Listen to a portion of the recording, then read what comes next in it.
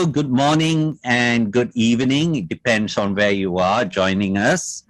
Welcome to this webinar on the impact of COVID-19 on childhood immunizations in South Asia. I'm Sunny Krishnan, a pandemic health journalism mentor with Internews. Although the direct health impact of the COVID-19 pandemic on child health is low, there are indirect impacts across many areas. For one, childhood vaccine uptake has drastically fallen.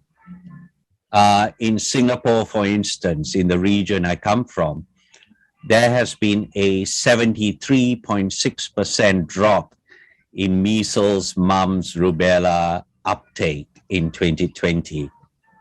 And this is right across public and private clinics and hospitals.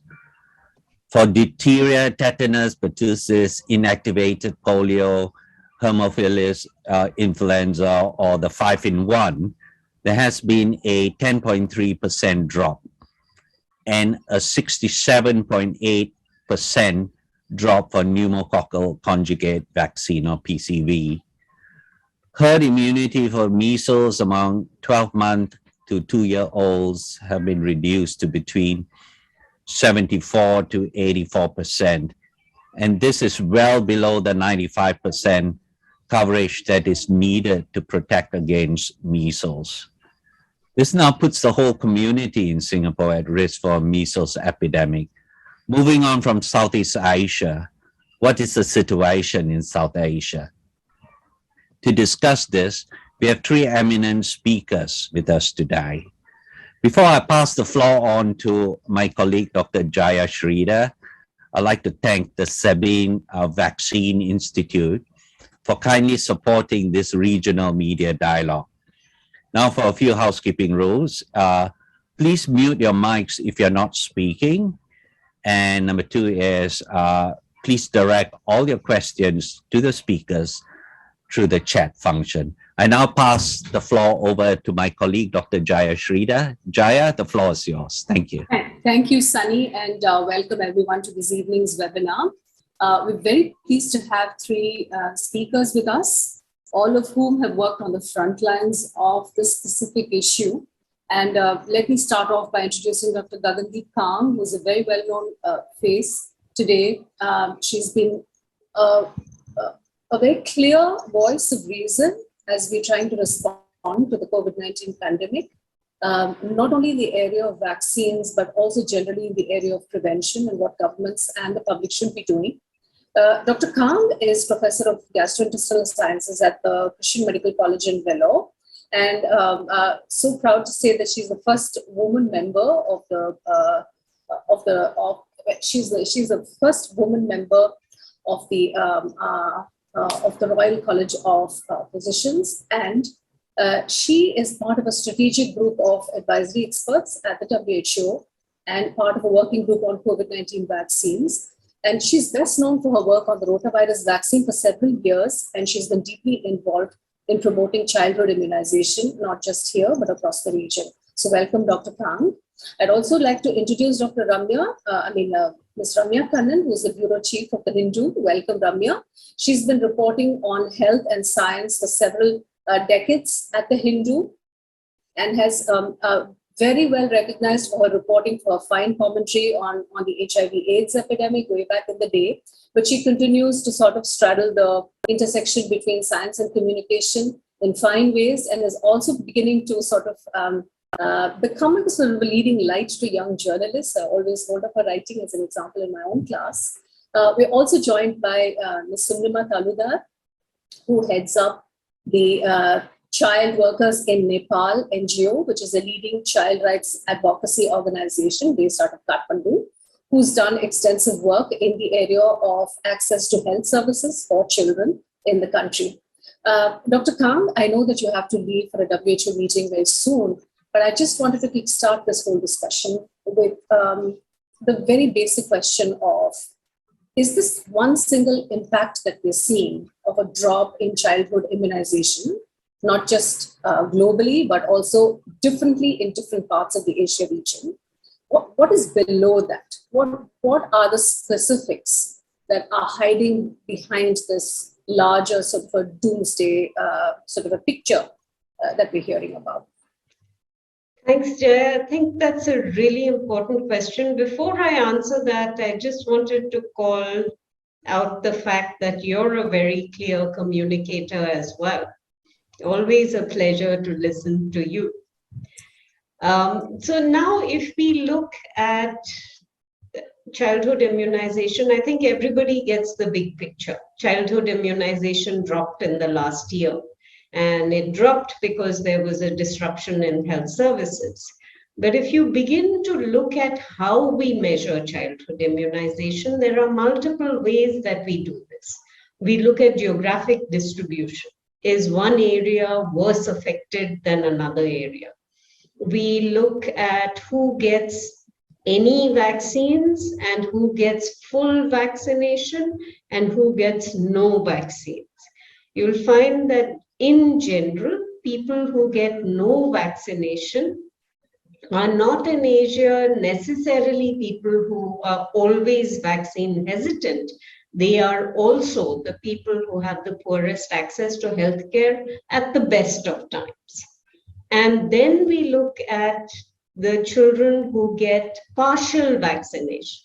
And the partial vaccination relates to both the population as well as the health services that are provided to that population. So you start off with your first dose, but you don't go through all of the other doses. Why does that happen? It happens, one, because families don't bring their children for immunization. Something happens to disrupt families bringing their kids for immunization. And in the past year, what has happened has been very interesting. There has been a huge focus on people worrying about their safety. If they come to a crowded immunization clinic, are they exposing themselves to infection? So there is this issue of how do you make sure that people feel safe when they come to a healthcare facility. Now, in addition to that, many governments and programs run immunization as outreach programs. So you have fixed facility programs and outreach programs. And outreach programs can be either the ones that are most disrupted in some regions, or can be the ones that are most focused on by some governmental programs. So there are lots of issues that need to be thought through for each separate country in the region and for each province or state within countries in the region, especially when health, as in India, is a state subject. The other thing to think about is the strategies that have been used in order to catch up by governments as well as in partnership with civil society organizations. So what are the approaches that have been taken to make sure that children can receive their vaccines at fixed facilities as well as through outreach programs? What are the incentives for making sure that children are fully immunized? I think the results of many of these approaches will be available in next year's joint monitoring report. This year's joint monitoring report showed us how bad the situation got. But the catch-up, the efforts that have been made in the first half of the year, during the second half of the year, to protect routine immunization and to do catch-up campaigns will really be available next year. I do want to call out one particular thing that I worry about as a clinical microbiologist, and that is the fact that in Southeast Asia, we have for a very long time been emphasizing the importance of surveillance for vaccine preventable diseases. You know, we roll out all these vaccines, Sunny referred to them. You have the pentavalent vaccine, you have your polio vaccine, you have TB. How do you know if the vaccines are working? How do you know if vaccination is working? You do that by making sure that you monitor what's happening with vaccine preventable diseases. And it has taken us a lot of time and effort to convince governments and build up a surveillance program for vaccine preventable diseases. It required a building of capacity, of setting methods in place, of having referral laboratories, of thinking about genome sequencing for something like measles, which are the strains that circulate in different parts of Asia. And what happened when COVID got here? Every laboratory became a COVID laboratory. Every laboratory technologist became a COVID technologist, right? So essentially, everything that we had built over time, the people, the equipment, the money, all has gone to COVID. And that means that we may be setting ourselves up for what will be a future problem where we will not be able to detect vaccine preventable diseases unless we reverse this quickly. Because, COVID will settle down. COVID, in any case, for children is not a disease that causes high fatality rates if you are generally healthy. But the vaccine preventable diseases for which we have routine childhood immunization, these are actually killers of children. And if the vaccination program suffers and we have no way of measuring what is causing disease in these children, we are setting ourselves up for a significantly impacted future. Thank you, Dr. Khan.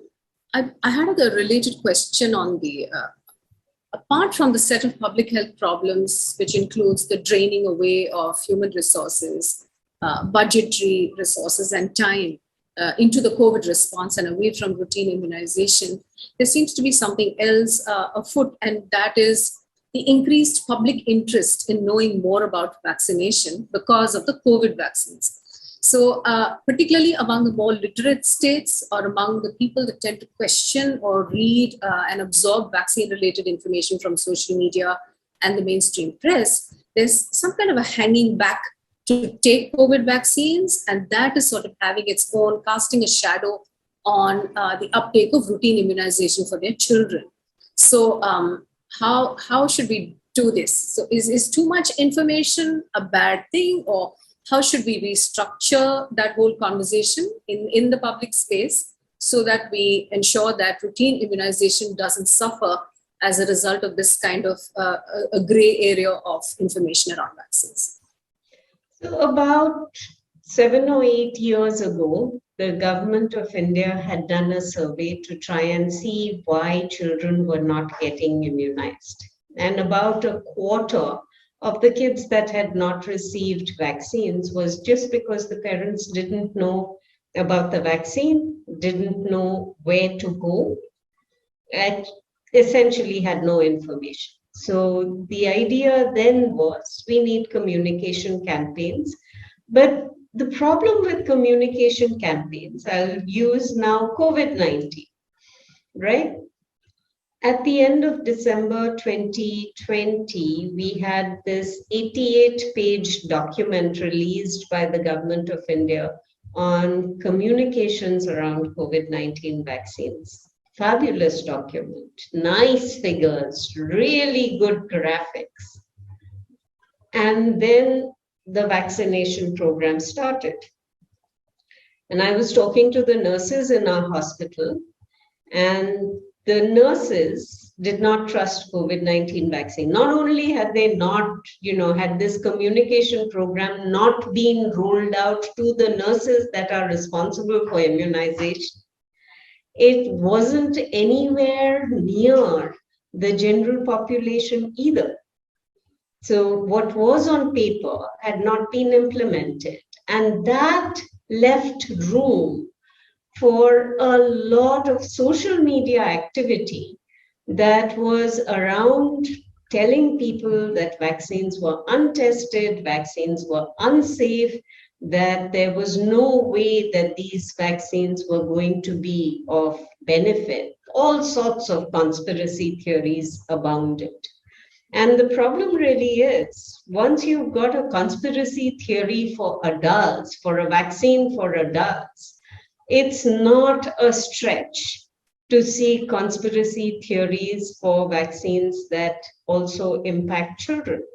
In fact, it can be amplified because children are still in the phases of growth and development. And if there is something that is so-called wrong with a vaccine, it's going to impact not just the generation that gets the vaccine, but the next one as well. So I think the misinformation, disinformation votaries have actually been a lot better than the formal healthcare system in their reach and in how convincing they are with their arguments that go against vaccines. And perhaps one of the things that I will also, since this is about talking to journalists, is to look at how you nuance things. When you get messages, it's the general approach from government is to be absolutely 100% behind the stand that they have taken. But if you're a scientist, you know that nothing is 100%. You know that there is no vaccine that will work perfectly. You know that there is no vaccine that will be 100% safe. And I think a literate, scientifically engaged society can handle that nuance. But the government seems to think that we are not capable of this. We need black or white. And understanding that, you can deal with shades of gray is something that they don't seem to be able to acknowledge. So take, for example, safety monitoring of vaccines. I would be a lot more comfortable if I knew how many cases of thrombosis with thrombocytopenia syndrome we have had in this country by age. Because in the rest of the world, there's a very clear pattern. Younger people have this more. So if we wanted to establish an age cutoff, we should have something in front of us that tells us this is the age cutoff to use. But if we say there are no cases, or we acknowledge 2 or 3 cases, when you've given 1 billion doses of that vaccine, I'm sorry, it doesn't hold up. And people recognize that. And it leaves room, once again, for people saying this is dangerous based on anecdote and not based on quantitative population-based figures. So I'll stop there, and thank you for a couple of really interesting questions. Thanks, Dr. Kang. It looks like what you're laying out is a very detailed sort of a task list for journalists, because as people who are responsible for constructing these conversations in the media, it looks like we have to navigate our way through a lot of treacherous territory, and a lot of preparation and a better understanding of science and how research works is essential at this point. Where would you suggest journalists should start? And then I'll invite questions from the audience to Dr. Kang before she leaves. So I think the best thing is to identify experts that you trust. Anybody who tells you that I'm completely convinced about this, or this is the only way things are, is somebody that you should be very wary of. If you come across someone with that strongly held views, then, they've got an agenda. But if you come across someone who is willing to say, I don't know, or I don't know yet, or we will learn this, then that's a person that is actually willing to acknowledge the limits of their knowledge. Right? I just absolutely love that quote. I'm going to throw the floor open for questions from the audience. Anyone has a question for Dr. Kang? And the reason we're doing this is because she has to leave in about 9 minutes. Anyone has a question for Dr. Kang, including the panelists? That's fine.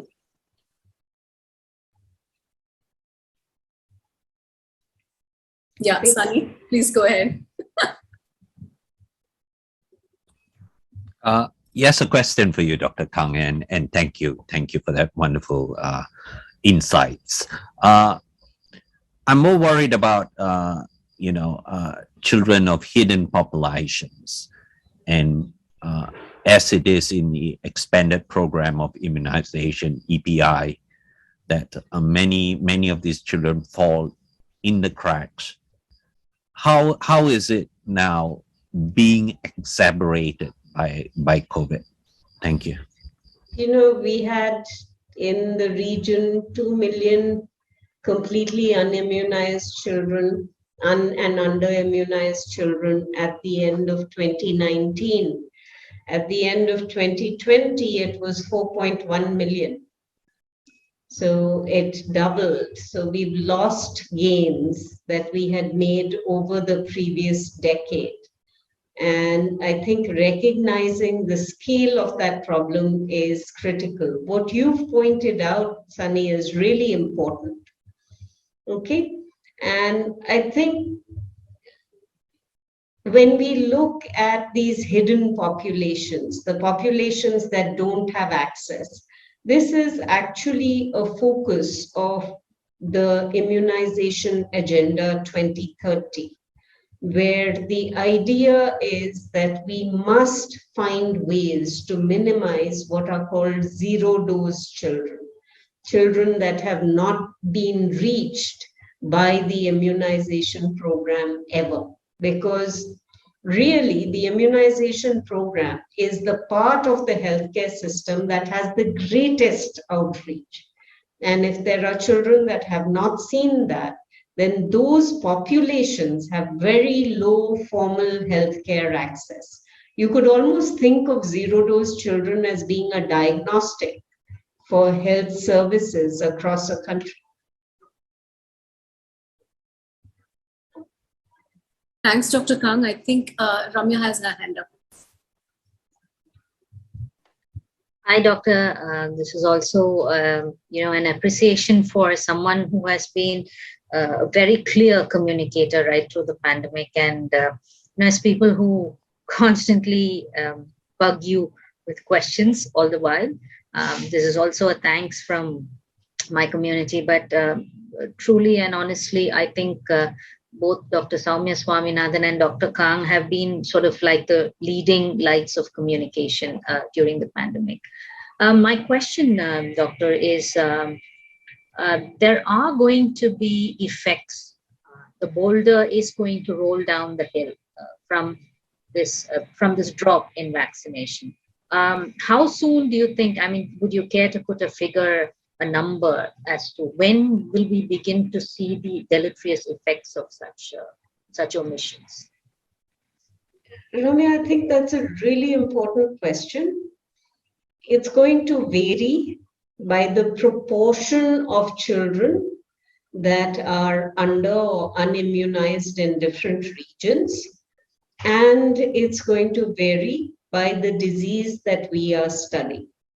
So, for example, you may remember that about 4 years ago, we had outbreaks of diphtheria in Kerala and in Western UP. There are cases of diphtheria in my hospital today. So diphtheria, for some reason, and we saw this in Russia, you may remember again, when the Soviet Union broke up, one of the things that was disrupted was healthcare systems. And there were large outbreaks of diphtheria across Russia. And it persisted for a really long time.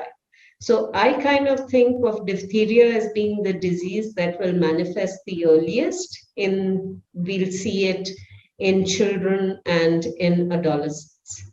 Some of the other diseases that we have, pertussis is more distributed than diphtheria is, but we might potentially see that. Tetanus depends on your exposure to Clostridium tetani. So, do you have injuries or not? So it may not occur as clusters, but it may be an increase in a region. If we are looking at outbreaks, my key picks would be diphtheria as number one. And God forbid that there be a polio introduction somewhere, but that would be one where you might see an outbreak as well. With Hib and with pertussis, we will see the proportions of those infections increasing in populations that present with symptoms either respiratory or ear and meningitis. It's like, I can't remember the last time I read newspaper reports of any of these outbreaks in the newspaper. And I think maybe this is an important point of a journalist to sort of look at what's happening out there in the rural areas, as well as in the cities across the region and all the countries, to see what kinds of outbreaks are going on and what the pediatricians. I think pediatricians will increasingly, has there been a dashboard or something put together in order for pediatricians to come together to track any occurrences that they are coming across? Dr. Kant? The Indian Academy of Pediatrics does have a dashboard. I think it's called ID-Serve, where pediatricians that are members of IAP are expected to report all the cases of vaccine-preventable disease that they have seen. But we have to remember that this is only the private sector, and what is in the public sector might not be included in that reporting system. And it's very volunteer driven, so you don't know if it's really complete information. So my other question had to do with neighboring countries. I mean, cross-border sort of cooperation, or how is that going to work, in the aftermath of this dip in routine immunization? And then I'll take a question from Ida after this one. So the Southeast Asian Regional Immunization Technical Advisory Group brings together at various points in time program managers as well as ITAG members from all the countries in the region. And one of the exercises that we have there is a sharing of data and a sharing of best practice. What have you done to try and solve your problems? And some of, when it is an in-person kind of interaction, it's always fun because people put up posters, the people who have been part of these efforts are there to answer questions. Online, not so good, but still a way of making sure that we share things across countries.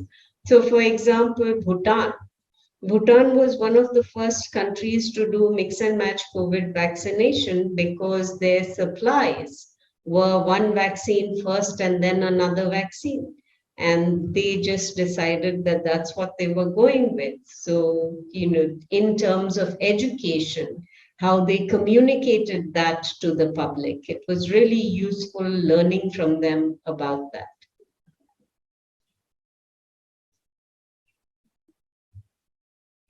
There's a question in the chat.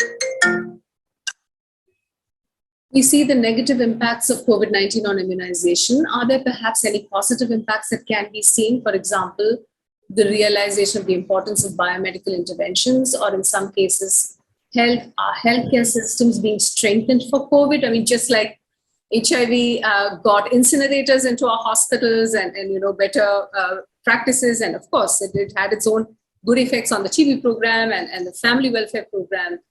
That's a good question, Rita, for you, Doctor. We haven't seen it yet.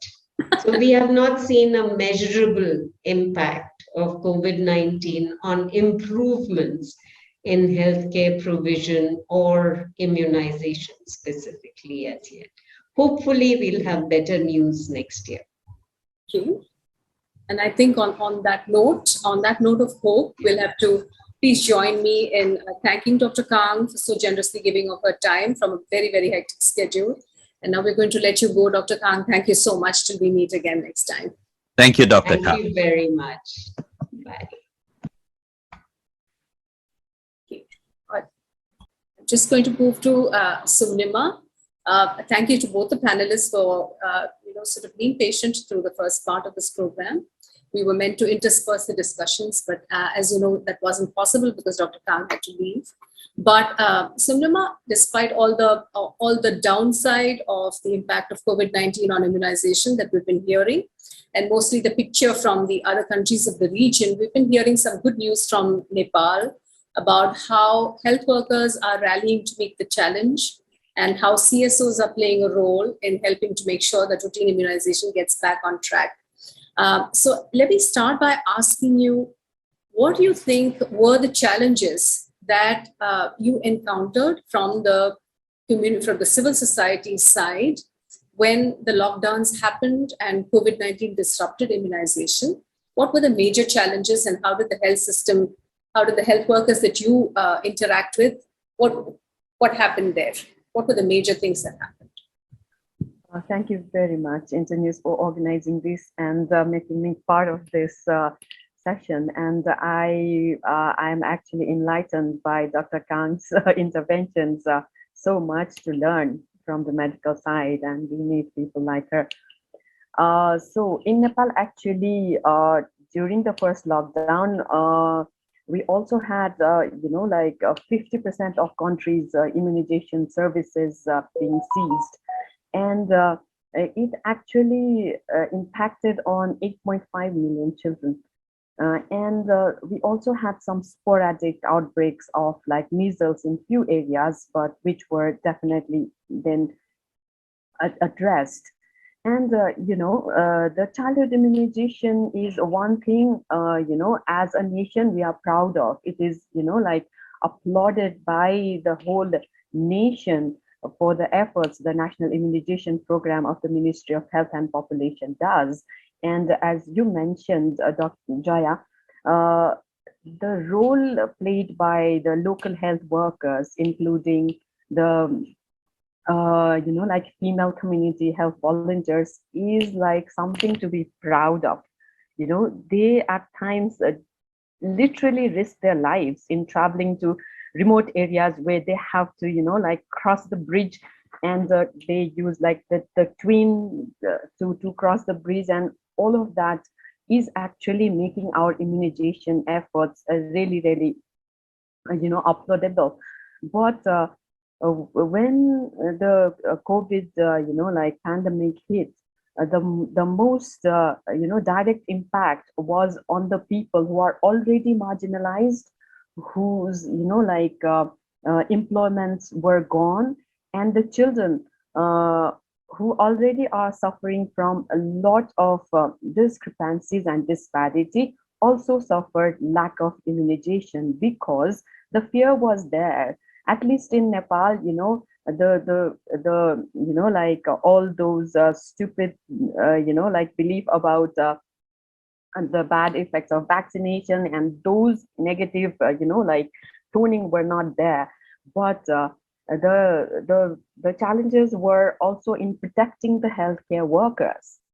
Have they been vaccinated as early as possible? Or have they been provided with protective measures as they needed? And they were the, frontline workers. We have responsibility to save first, to save so many other children. And that actually we saw a delay in that. And so there were situations when the local health workers actually, without caring for their own protection, actually, got mobilized by the government, and they happily did that. And that we are really, really thankful to the local health workers and the FCHBs. And the whenever the immunization drives happen, it's like a national kind of celebration, It's everywhere. The media is covering. The civil society organizations like us, we like we do child rights advocacy work, but we also take part in it, and we also bring the messages to the communities that we work. But as Sony raised this issue, those children who are already hidden or are like falling into the cracks, children from street connected families, or who like do not have their birth certificates, or like all those families who are already marginalized, who already face disparity in everything, got affected more. And that's where as civil society advocate organizations, our efforts were telling the government to also reach to the unreached, and when the vaccination happened for COVID-19, we had to wait. It was so unfair on us as a country. With the COVAX, we were depending so much, and we were literally begging for vaccines to come to Nepal. Our Prime Minister, the former Prime Minister, actually wrote an article on the Guardian and also gave an interview to CNN that we are waiting for vaccines, and asking the UK and the US governments, as like first world countries, to their duties to support countries like Nepal. And that was not happening. The wait was pretty long, and that was really unfair on not only us as citizens, but the frontline workers who needed to work hard and go into the front line first were also deterred from doing that. But in Nepal, we are so very proud of the people who work in the front lines, who like work with so much resilience, risking their lives, and they're ready to just go there. And the kind of support that is required for these people to even risk their lives, sometimes we do not see that. So that actually need, and sometimes the political commitment is there, and in immunization, like the whole country is one. There's no discussion about it, nothing. But the prompt actions are lacking in many, many places, and that's where the challenge is. And how do we tackle fear among the people who have to take their children for vaccination? And in Nepal, it's not an easy task. You have to travel, like to like certain place where the vaccination camps are set up, and that would be 2 hours walk, and you're going hungry during the pandemic. And who is taking care of all your like social security and everyday needs? Nobody. And in those times, we are telling them to take your child for vaccination in this day, walk 2 hours. And all these are so interlinked. When we are talking about childhood immunization being disrupted, it's not only that, the disruption happened within the family. There were so many families who went hungry stomach for several days because of lockdown. And that impact also has to be taken into account whenever we are talking about these disruptions and the vaccinations. Then the vaccination apartheid, which is being talked about everywhere, we felt it as a least developed country, So this unfair world really has to think about the access to vaccine. And whenever the vaccination is now talked about, we are talking about vaccinating the children. And the vaccination, the Pfizer vaccine came to Nepal something like 2 months back. And then so many children will be left out. Those who are already falling into cracks are going to, take the brunt from it. Thank you.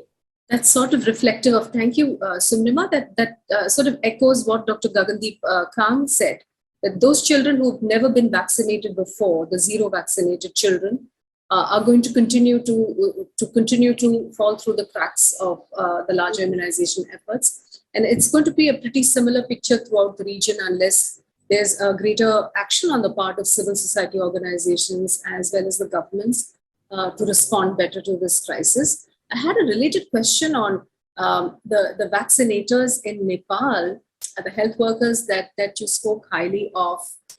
In what ways did civil society organizations try and ensure that they were protected from infection themselves when they went about their work? Did they get their protective equipment, or did they get adequate information about vaccines? Like in India, we had a communication strategy, but the vaccinators themselves were not fully educated to sort of talk about it. So the training didn't happen.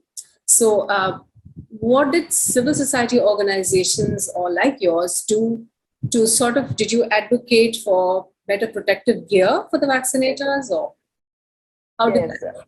exactly. That's what we did. Whatever we could, at that kind of crisis time.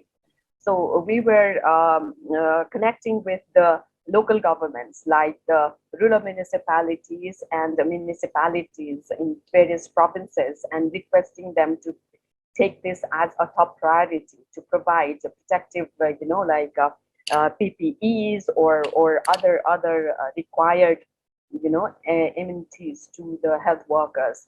And in many places, we also raised funds and donated these protective measures, including oxygen concentrators.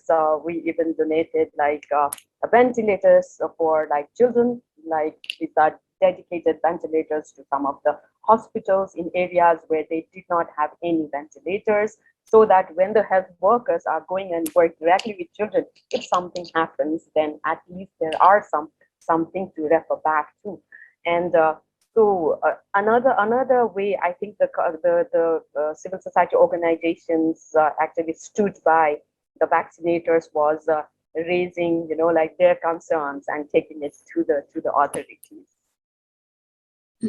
Thank you for that last very important point. I think that the more we can enable an environment within which healthcare providers can actually deliver on their mandate, on what they're supposed to do. I mean, we can't tie their hands behind their backs and expect them to go out there and restore routine immunization to the levels it was happening at before. So I think absolutely, thank you for nailing it home that civil society organizations and the public at large have a huge role to play in pressuring, holding governments to account, holding their local municipalities and holding health systems to account to ensure that we try and restore routine immunization. But thank you so much, Sunrima. I'm going to come back to you, but I'm going to quickly move now to Ramya. I'm aware that time is running out.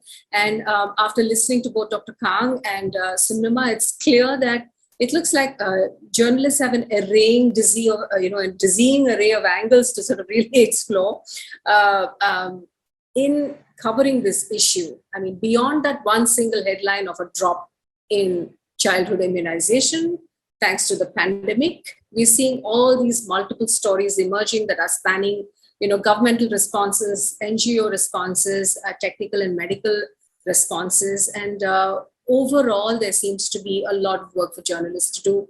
Ramya, what do you see are the main challenges in making sure that we produce finer commentary on this issue that's going to help people make decisions, good decisions? Yeah, hi. Thank you, Jaya, for that and for your kind words earlier today. It's always a pleasure to work with you. Yes, I think the main challenge, as Dr. Kang said in another context or in a similar context, but in a different sense, is that everything has coalesced into this pandemic battle against the pandemic everywhere in the world. And it's also the case with journalists, because so much of space is taken up covering COVID-related health issues that I'm afraid that the significance that newspapers or the media used to otherwise give to health issues has unfortunately taken a back seat. It's coming back, thankfully. Even as we try to negotiate variants and all kinds of, fake news on what's happening. So the other thing, since I mentioned fake news, is that so much of time and energy goes in battling fake news. It's a huge stumbling block. It's on social media. It's got a long tail, and it just goes on. And the amplification of that is mind-boggling. I mean, they are able to, and it's completely free, and they're able to do what traditional media is really struggling to counter.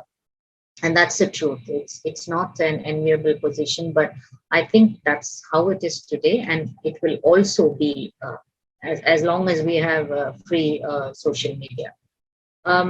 So these are two main areas, and the third area is also dependent in a sense on the first, where time is spent so much on the COVID pandemic that little time or effort or energy is a journalist is able to spend quantitatively less time on covering other issues. In fact, if you look at health journalists through the last 2 years, if you've been following people's work, then they've all been writing only COVID work, which very, very good, very informative COVID work, but it's all COVID.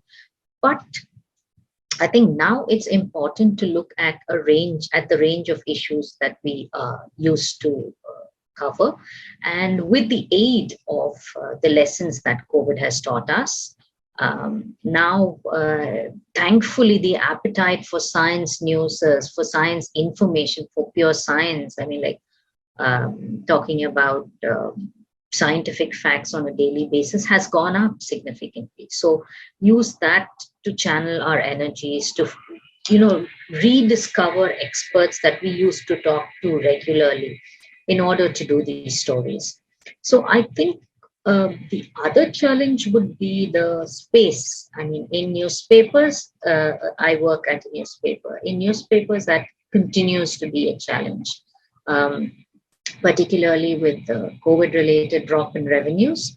It is something that we have to contend with daily. And so if you have only so much space, then, and you're apportioning quite a bit for COVID, then do you actually have space for other health coverage? That's, of course, it depends from organization to organization, but I'm saying that the whole pie is reduced. So your portion of the pie is also significantly lesser. But I think the moving forward, the advantages we see are that people want to read health-related news. We are very concerned, and traditional media outlets continue to be a sort of a reference check for people who are willing to be, are willing to check what they think is dubious news that comes via the WhatsApp University. So I think these are some lessons that we can learn going forward. And, it's time for us to harness this need for news on science, on health, on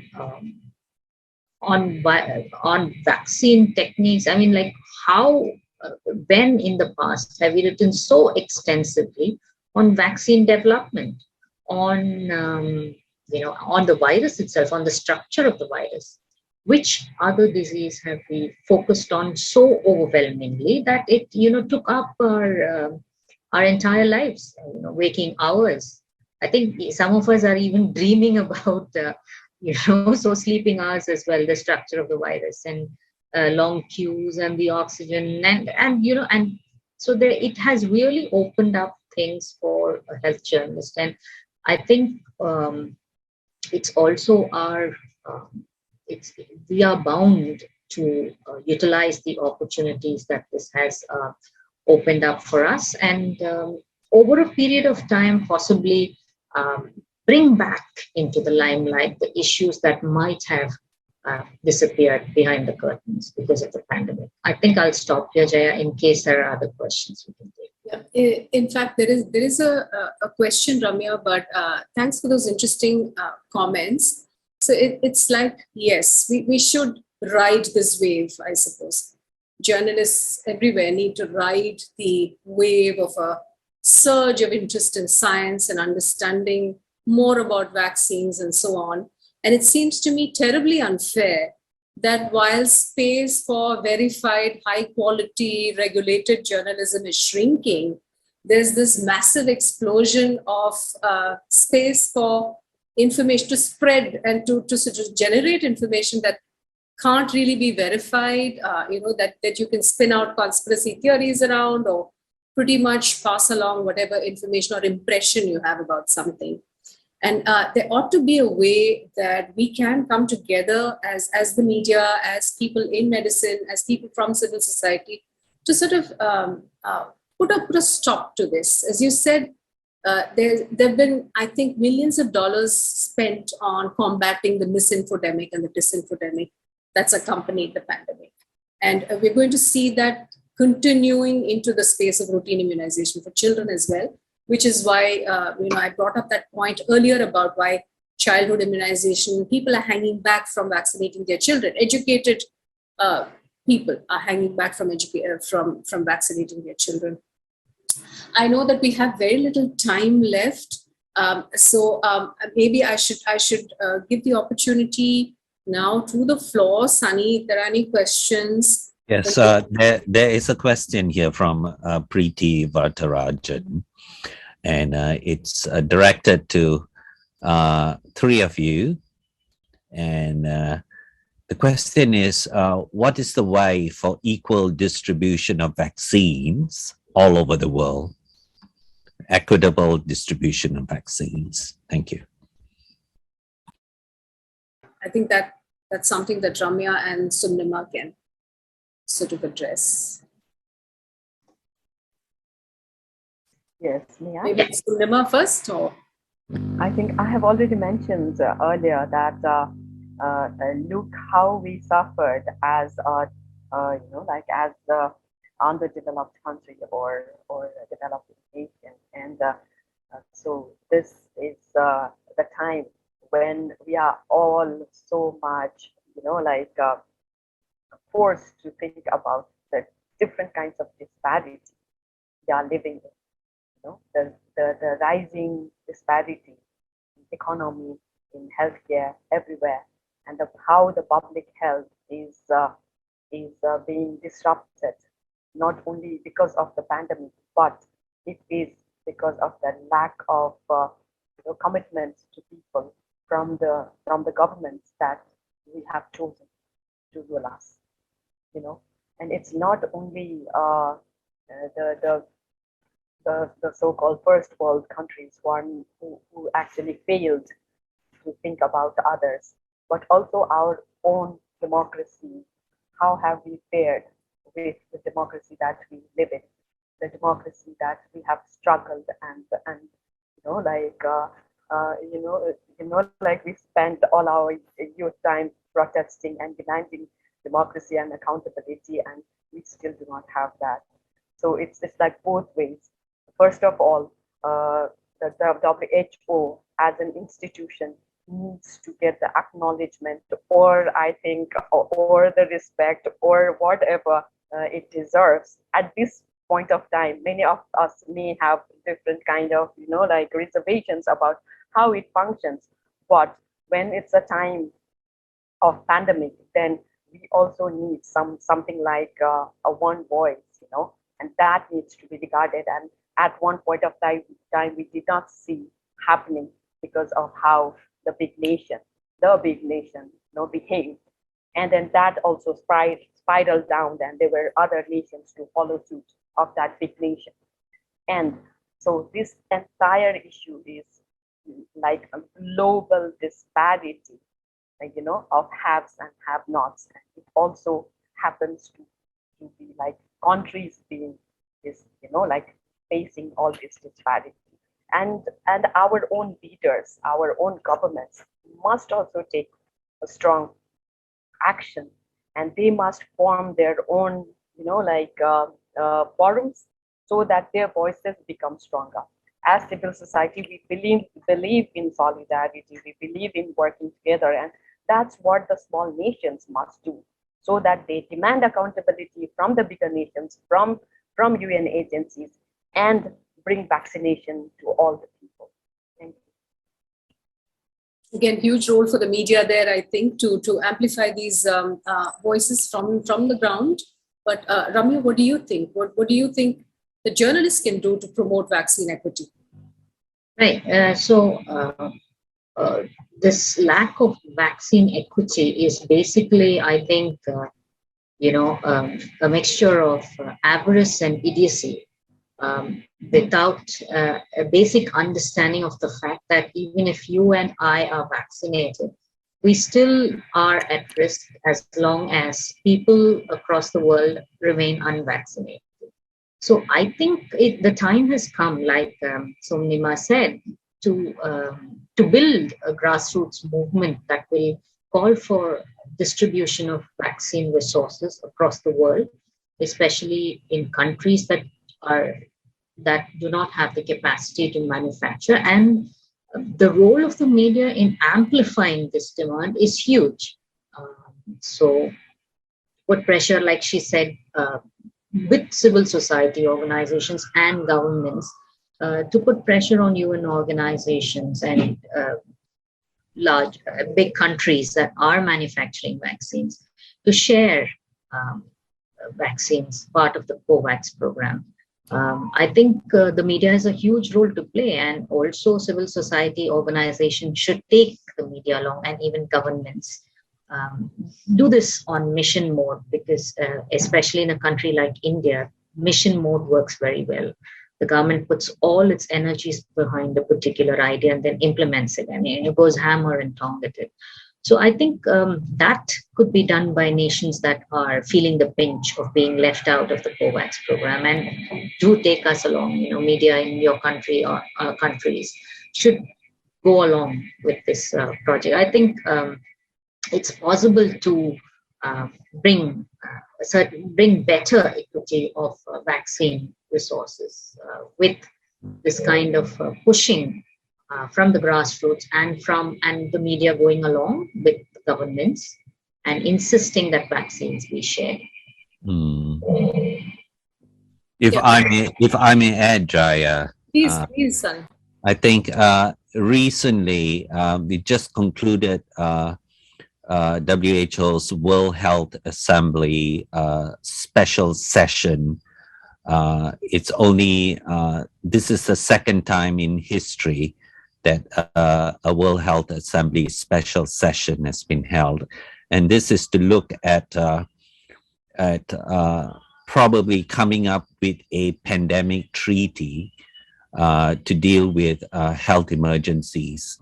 And a very important factor was brought in on how to make vaccines equitable for the distribution of vaccines to poor countries. And also it's interesting because this is the first time that WHO is considering civil society organizations, very much based on very strong advocacy by the CSOs, led by, for instance, MSF, which says that WHO and the premier international agencies have to be accountable to conflict affected populations. You can't just have an all of government approach, just leave out civil society organizations. You need both. Very important things are going to happen in January at the World Trade Organization. The TRIPS Council is meeting again, and both India and South Africa are pushing for the waiver of intellectual property rights for vaccines, so that vaccines can be manufactured or the technology transferred from the pharmaceutical companies to local manufacturing centers in the South, in the global South, in order to make vaccines available to the poor. How far this will go is left to be seen, because two very powerful entities involved, the United States and also the European Union, and how pharmaceutical companies in these two regions whether they would agree for the waiver of their intellectual property rights. But I think it's very important to keep the pressure. I know Sivin is on the part of Nepal and also through South Asia's getting together civil society organizations and all that, and add your voice to it. And it's very important. I think we are at a crucial period, a really crucial period. We can't go on like this. It's not business as usual. We have the International Health Regulations 2005, but the International Health Regulations has gaps in it, has failed to actually address a gross public health emergency like what we are seeing in terms of COVID-19. Thank you. If I may just want to make this point about insulin. When Banting and Best could sell, the patent for insulin for $1 to the University of Toronto, I think we have a sterling example. It can be done. It should be done. Thanks, Ramya. I think these little precedents become very important.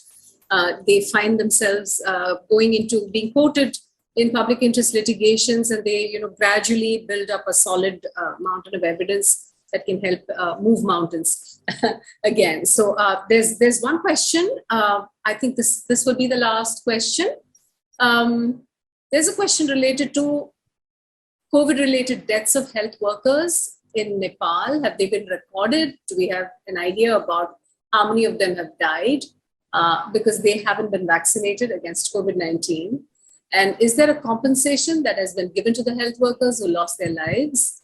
And of course, this whole question is nested inside the larger model question of, is it fair for countries to hoard vaccines, pay for vaccines in advance and hoard them? And again, back to Nepal, is there a compensation that's being made available for health workers who've lost their lives in the pandemic? Thank you very much for the question from anonymous attendee. There have definitely been some deaths of health workers, but it might not just have to be directly linked to lack of vaccination.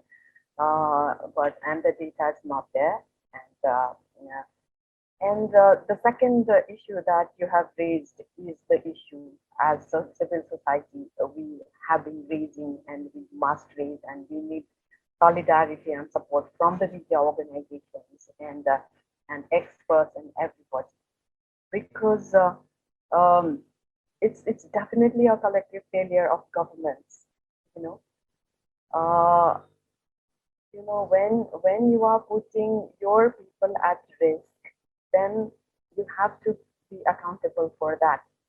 You have to be accountable for that. And in Nepal, the government actually in the first lockdown introduced some insurance, health insurance packages for the frontline health workers. And because they were working during the lockdown, they were also given some extra remuneration.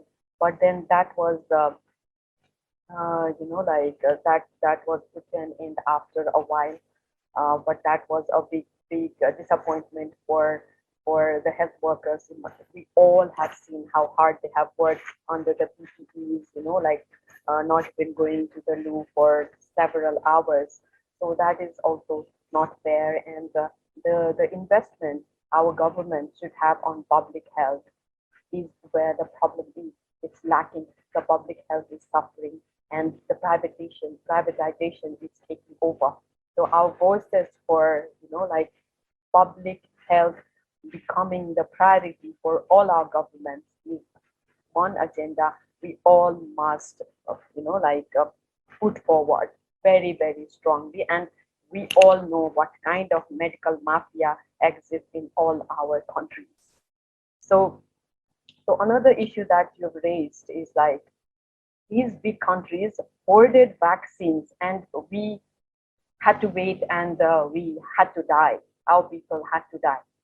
Because also in Nepal, as in other countries, those people in the second, wave, we really had a hard time. Not as bad as in India, of course, because we are a small population, small country. But so many people that I knew personally passed away, and they were not vaccinated. And at that point of time, all the people that I knew in the US or UK were already double vaccinated. And we knew that they were hoarding, like we were given Covishield, and I'm pretty sure the UK or US or Switzerland or so many Australia, they were not rolling out AstraZeneca or Covishield. They were hoarding it. They should have just sent it. They were just giving Pfizer or Moderna, and they yet hoarded those millions of doses of vaccines, which could have been easily sent to us, and that does not happen. It's same with the food chain and food security, same thing. If the big countries did not hoard food, if they did not make it to waste, we would never have had famine in the entire world. So this unfairness, we have to fight together. Thank you. Thanks. I'd just like to bring to everyone's notice that there's been something going around in the news yesterday and the day before about a young woman who filed a case against her mom's obstetrician to say that for allowing her to be born, because she was born with a condition known as spina bifida. Ramya, you did see that news item. And her mother's carer should have provided the adequate nutritional supplementation that was essential for her during pregnancy in order to protect the child from this perfectly avoidable condition. And I think the same holds true for vaccines. If pediatricians don't vaccinate the children under their care, I mean, they might end up being sort of legally culpable later on if these children have long-standing, the impacts of not being vaccinated against something like polio, for instance. Just to say that these are all small precedents. Again, I mean, this news is making headlines everywhere, but it shows that communities are beginning to stand up for their rights and to start to hold their healthcare providers accountable, and maybe the larger public health system too eventually. And it's the common voice. It's just a young woman who did this. But I think an important precedent has been set, and hopefully it's a step in the right direction. And it is related to what we're talking about at this very excellent webinar today. But I'm now going to hand it back to Sunny to sort of do the concluding formalities and personally thank Ramya and Sumnima for your excellent comments. Thank you. Sunny, over to you. Thank you very much, Jaya. And our sincere thanks on behalf of Internews and on behalf also of the Sabin Vaccine Institute, which has supported this webinar. We graciously thank Ramya Kannan and Sunima Tulada, and also Dr. Gangadeep Khan, who's not with us right now, and for her really insightful comments, and for setting the tone for this excellent webinar. My sincere thanks to Dr. Jaya for moderating this webinar so well. A special thanks also to someone in the audience, in the attendees. It's Yubanath Lamsal, a former ambassador, former Nepal ambassador to Denmark, and so thank you, Yubanath, for joining us today, and also to our Internews Global Health Advisor, Ida Jost, who's also in the panelists. Thank you very much, and God bless, and stay safe, and we'll be having another round of this regional media dialogue in January. So we'll keep you posted, and do join us at that time again. Thank you very much, and good night from all of us. Thank you very much. Thank you. Thank Bye-bye. you. Thank you. Bye-bye. Have a good evening. Thank you everyone for joining as well. Bye-bye. Thank you. Thank you. Bye.